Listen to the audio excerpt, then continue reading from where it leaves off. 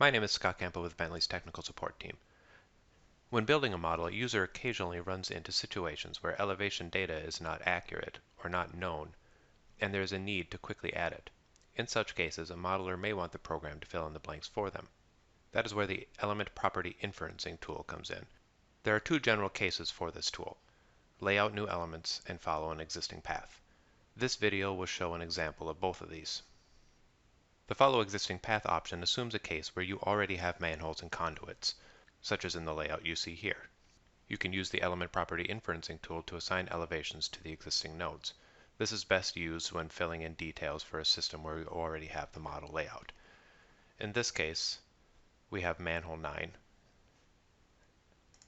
and manhole 8, both of which have elevation data of 0. The elements in between, the manhole 10, manhole 2, both have elevation data already assigned to them. In order to add the elevation data, we'll go ahead and open the Element Property Inferencing tool, which you can find under the Tools pull-down menu. Since we already have elements that exist in the model, we'll go ahead and select the Follow Existing Path option.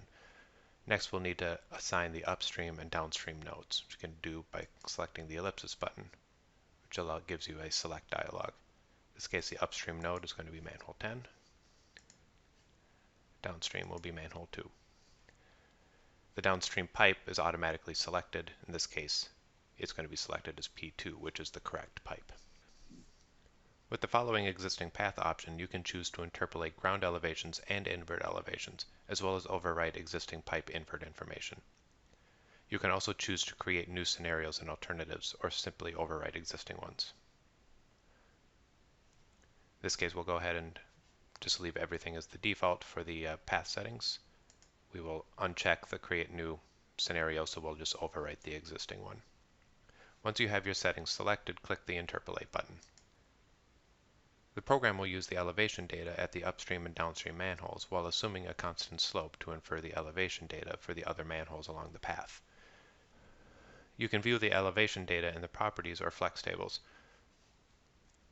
In this case, you can look here and see that the data has been assigned for both of our two nodes. You can also open a profile which will show the constant slope and the elevation data as well. The second option is to lay out new manholes. One example where this can be useful is where you want to add manholes to add a finer level of detail for sanitary loading. In this example, there are 3 sanitary loadings at one manhole, though in the real system they occur at different positions along the pipe. By adding new manholes and pipes with the Element Property Inferencing tool, you'll be able to apply loading more precisely rather than lumping them all together in one manhole.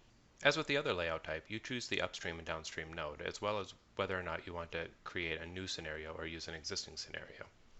You also enter in the number of nodes you want to include. The program will add manholes to match its value. So we'll go ahead and choose the upstream node, it's manhole 10. Downstream node is manhole 2. We want to add 2 manholes, so we'll go ahead and change that. And we're just going to use the existing scenario, so we'll uncheck the Create New Scenario. When you click the Interpolate button, new manholes and conduits are created, and elevation data is assigned. Again, assuming the constant slope between the manhole on the upstream side and the downstream side. As you can see here, the new elevation data is here, and with the other one, and 3 new pipes have been created. Loading data at the new manholes can be added manually or with a tool like Load Builder. Information on the Element Property Inferencing tool and much more can be found in the Hydraulics and Hydrology section of Bentley Communities. Thank you for your time.